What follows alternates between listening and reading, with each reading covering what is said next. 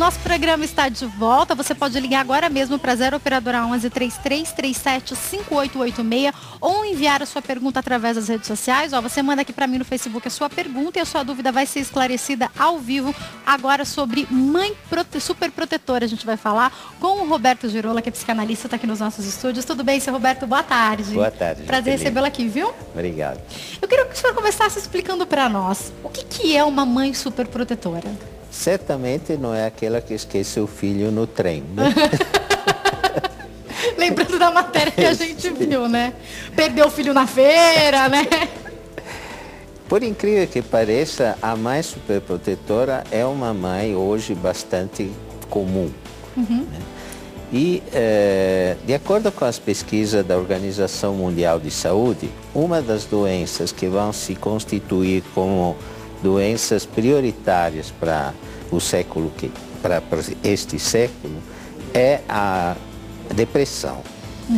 E a depressão tem, em parte, sua origem em mães que são superprotetoras ou ansiosas. Né? Pode gerar, agora a gente vai falar mais sobre as mesmas, agora o senhor me fez pensar no seguinte, pode gerar crianças e aí adultos inseguros, isso pode acontecer? Sem dúvida, pode gerar vários tipos de problemas, né? Desde esse que eu falei da depressão, crianças também hiperativas, né? E crianças obviamente inseguras. Crianças, por exemplo, que não sabem se impor, não sabem dizer não no futuro, né? Nascem muitas vezes de mães superprotetoras. É um perfil de mãe que a gente vê na clínica, está a origem de muitos problemas que futuramente se desenvolvem na vida do ser humano. Né? Agora, eu queria que o senhor explicasse o seguinte para nós. Não sou mãe ainda, mas tenho várias amigas tendo filhos, então eu percebo que o seguinte, a mãe de primeira viagem, no primeiro filho, eu percebo, por exemplo, a minha cunhada teve 2 filhos, né? Vou dar um exemplo porque eu tenho vivido de perto. Com o primeiro bebê, ela tinha, eu acho que mais medo, né? Até mais insegurança. Então, era uma proteção muito grande, o cuidado. Com o segundo agora, ela já está mais light. Ela continua tendo todo o cuidado, mas ela está mais light. Parece que ela já aprendeu onde de fato tem perigo, onde era exagero. Até que ponto a proteção é normal? Quando passa a ser super proteção? Sim, eu acho normal que uma mãe de primeira viagem sinta essas ansiedades e tenha esses medos em relação a esse serzinho pequeno, que é aparentemente indefeso. Né? Nesse momento, ela vai estar fazendo um ajuste dela para o bebê. Esse ajuste é espontâneo, é natural. O importante é que a mãe confie muito no seu instinto e não entre na conversa de pessoas de fora. Que todo mundo tem uma opinião para dar, né? Todo mundo, a sogra, a mãe, a irmã, todo mundo, o marido muitas vezes, né? Todo mundo tem uma opinião sobre como ela deveria fazer com a criança. Então, uma ajuda que se pode dar à mãe de primeira viagem é deixá-la entrar em contato com o seu instinto. Porque é um diálogo que se estabelece entre ela e o bebê e esse diálogo tem que ser preservado. É um diálogo único e necessário. O bebê se comunica com a mãe, à sua maneira. E a mãe se comunica com o bebê. Por incrível que pareça, os grandes eventos que formam o psiquismo humano se dão nos primeiros 6 meses de vida. Então, são 6 meses fundamentais para a constituição do psiquismo e, eventualmente, dos futuros problemas que surgirão no psiquismo de uma pessoa. Então, o tratamento que os pais, a mãe dá nesses 6 primeiros meses vai contribuir para a formação de um adulto, desse adulto. Sem dúvida, sem dúvida. Até por isso, a lei do trabalho, por exemplo, prevê hoje até 6 meses para a mãe ficar com o filho, né? E esse período é um período de interação absolutamente sui generis. A criança nasce, vou usar esse termo, né, mas um pouco forte, mas a criança nasce louca. Ou seja, o bebê nasce sem noção de que há um mundo externo. Para ele, tudo é ele. Ele é o centro, né? Inclusive a mãe. O bebê, nos primeiros 6 meses, demora para chegar a perceber que existe uma mãe fora dele. Inicialmente, a mãe é uma parte dele. Por isso que essa interação com a mãe é também uma interação que ele vai ter com ele mesmo, nesse primeiro período de vida. Né? Daí que se ele percebe essa ansiedade no ar, essa angústia da mãe diante dele mesmo, ele passa a atribuir essa angústia a ele mesmo. É como se ele se sentisse causa dessa angústia.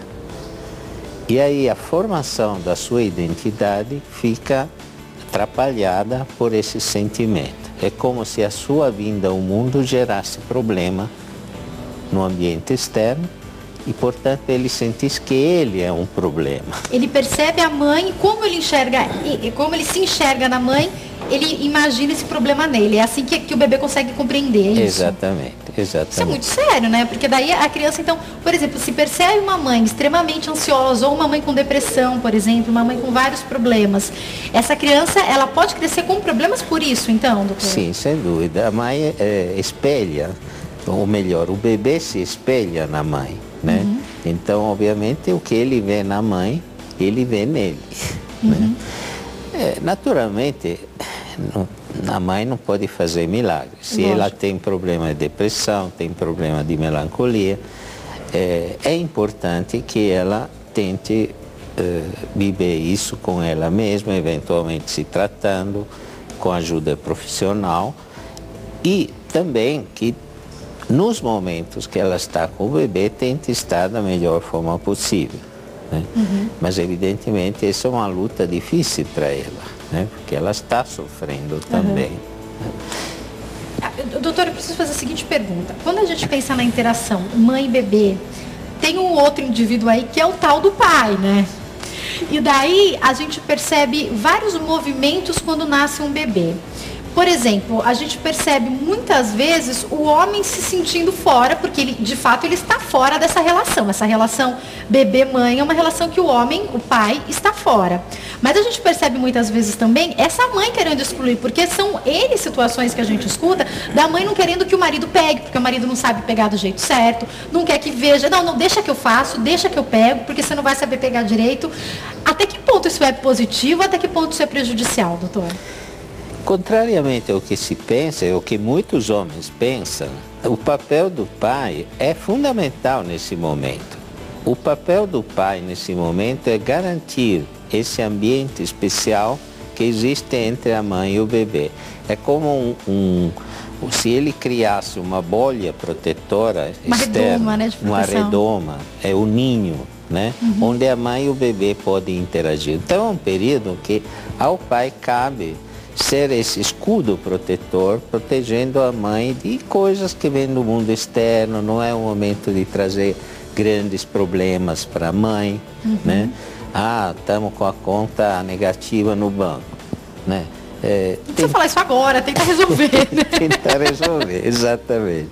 Então, essas angústias que, né, ele traz para a mulher são prejudiciais. Ao contrário, ele tem que tentar criar um ambiente favorável. E também, ele pode cuidar do bebê, sem dúvida, é importante que cuide. O bebê, nesse momento, como não tem essa percepção clara do mundo externo, entende o cuidado do pai como uma extensão do cuidado da mãe. Não tem problema nenhum. Claro que toda a experiência psíquica do bebê, nesse momento, é sensorial. Então, ele sente que o toque é diferente, que a pegada é diferente, né? Que a forma de virá-lo é diferente. O cheiro, acredito que o bebê perceba também, né? Tudo é sensorial para o bebê. Mas ele inclui isso no seu ambiente e isso para ele é ótimo. Não tem problema nenhum.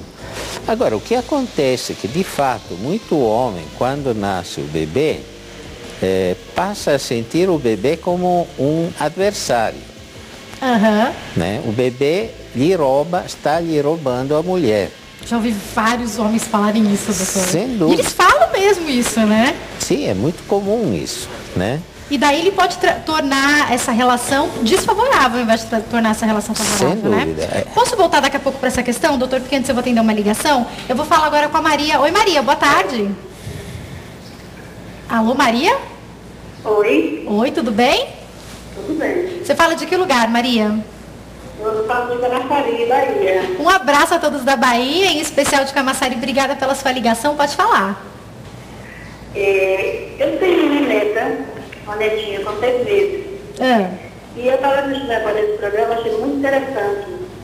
Eu não sei se eu entendi bem, quando eu liguei, já estava sem começar o programa, em relação à formação da personalidade da criança.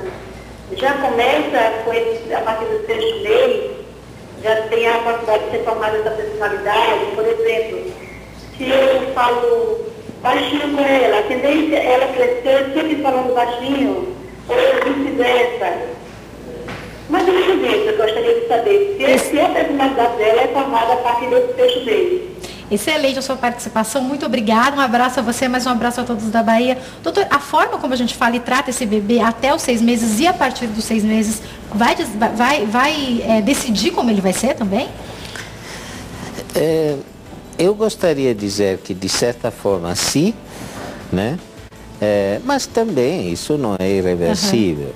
Né? Depois, obviamente, isso pode, a seguir, se confirmar, vir a se confirmar por eventos sucessivos que acontecem na vida do bebê, ou ir se desfazendo aos poucos. Né?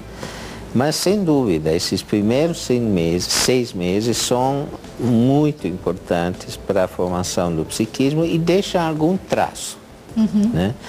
Esses traços psíquicos não são condenatórios. Né? Não é que você é condenado por esses traços a ser assim ou assado e a gente já tem aí, naquele momento, o futuro, claro, de doença desse bebê. Não. Esses traços são apenas traços. Né? Então, com o tempo, você pode trabalhar esses traços.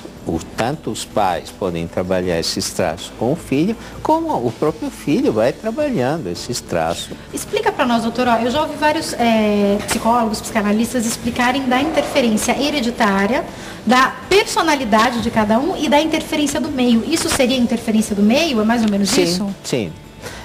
Existem duas interferências, né? Que Freud chamou com 2 palavrões, um era ontogênese e outro a filogênese. Né? A ontogênese é a transferência hereditária via genes, né? De eventuais problemas psíquicos, etc. Existem estudos sobre isso, não definitivos, não determinantes, mas se sabe hoje, por exemplo, que determinados problemas psíquicos têm alguma possibilidade, isso também não é certeza, tem possibilidade, como no caso, por exemplo, da esquizofrenia, de vir de uma sequela hereditária. Né? Certo. Por outro lado, existe o que é a filogênese, ou seja, a hereditariedade pelo ambiente. Né?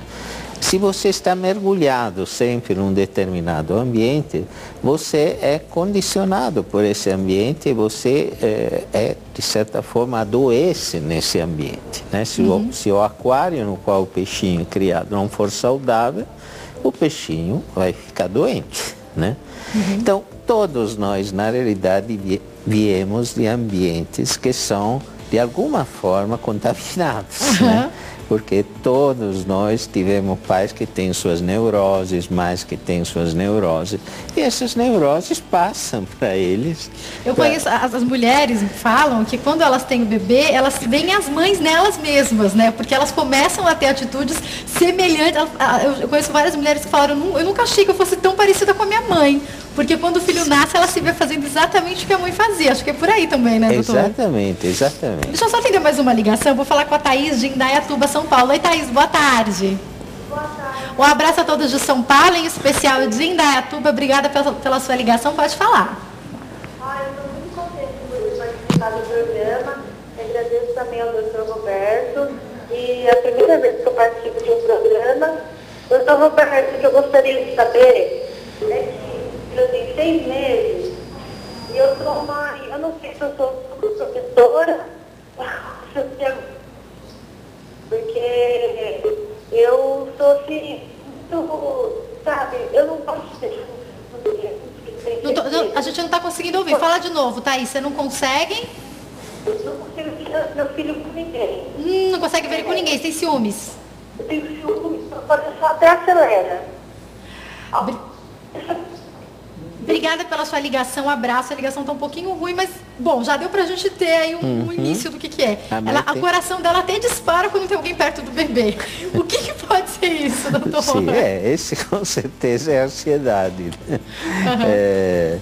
Mas eu acho nem para tanto, o bebê precisa nesse período ser protegido, obviamente, porque ele se relaciona com o mundo externo de uma forma mais frágil, né? Ou seja, os seus sentidos são muito aguçados, então muito barulho, muita luz, muita agitação, isso não faz bem ao bebê.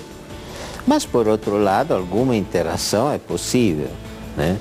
E o que o bebê sente, na realidade, não é tanto a pessoa que o pega, mas ele tende a sentir mais a reação da mãe. Se a mãe gera uma tensão nesse momento, se gera dentro dela uma tensão muito forte, uma angústia muito forte, o bebê capta isso. O bebê é um radarzinho. Doutor, cabe no caso a uma mãe como a Thaís que percebe que talvez, ela percebe que ela tá fora de si um pouco, assim, que o coração dispara, incontrolável esses ciúmes. Algumas mães que estão nos assistindo agora que percebem ser super protetoras, é importante elas procurarem ajuda? Sem dúvida, e uma ajuda profissional nesses casos, né? Mas, como você levantou no início do programa, existe uma evolução, a própria mãe vai se adaptando ao bebê, o bebê à mãe, né? Um famoso psicanalista inglês falava que a mãe não tem que ser perfeita, a mãe tem que ser suficientemente boa. Né? Que perfeita nenhuma mãe vai conseguir ser, nenhuma mãe vai ser perfeita, né? Mas o bebê suporta, porque o bebê é mais forte que a mãe imagina, né? Ele tem uma capacidade de adaptação à mãe, só não pode ser excessiva, né? Estimulada de forma negativa, muito intensa, aí essa capacidade de adaptação falha. Mas o bebê se adapta à mãe, ele tem essa capacidade. Produção, não me faz encerrar esse bate-papo, eu tenho um monte de pergunta para fazer, não quero saber o tempo. Olha, doutora, eu preciso fazer mais várias perguntas, mas a próxima que eu vou fazer é a seguinte. A gente falou muito dos bebês, mas aí o tempo vai passando, essa criança vai crescendo, e a gente percebe casos de mães que gostam sempre de escolher pelo seu filho, porque imaginam que a sua escolha vai ser a melhor. E daí a gente tem adultos que escolhem faculdade por causa dos pais, por causa da mãe, não por causa deles. Desde pequenininho, desde querer escolher a cor da roupa pela criança, tudo isso é superproteção? Sim, existe, sem dúvida, né? Existe, eu sempre falo que a autonomia é conquistada desde que o bebê nasce. A conquista da autonomia começa logo, né? Lógico que quando o bebê é uma coisa, ele tem muita pouca autonomia, né? Mas com o tempo a criança vai desenvolvendo habilidades e é importante que a mãe observe que a criança gosta, por exemplo, escolher a roupa, né? Então deixar escolher a roupa. A mãe tem que ir dando essa autonomia para a criança, né? Doutora, eu tenho que encerrar, eu vou ter que pedir que o senhor volte. Eu queria mostrar o livro Perguntas a um Psicanalista. Fala rapidinho pra gente, o que a gente encontra nesse livro, doutor? Geralmente são perguntas como a sua que são feitas nesse livro por pessoas comuns e que são respondidas de forma muito simples. Muito bacana, viu, seu Roberto? Parabéns, espero que o senhor volte mais vezes, viu? Infelizmente eu tenho que encerrar. Olha, quem quiser entrar em contato, o site www.robertogirola.com.br e também quem quiser adquirir o livro, né? Esse site www.ideiaseletras.com.br. Mais uma vez, obrigada, viu, doutor? Uma ótima tarde. Obrigada a você. Eu vou para um intervalo, eu queria fazer muito mais perguntas, você também, né? Mas a gente traz o doutor Roberto de volta, tá? Eu vou para um break, daqui a pouco eu tô de volta depois das notícias do jornalismo, porque tem muita coisa para acontecer hoje aqui ainda. Chega de viver na superfície, quero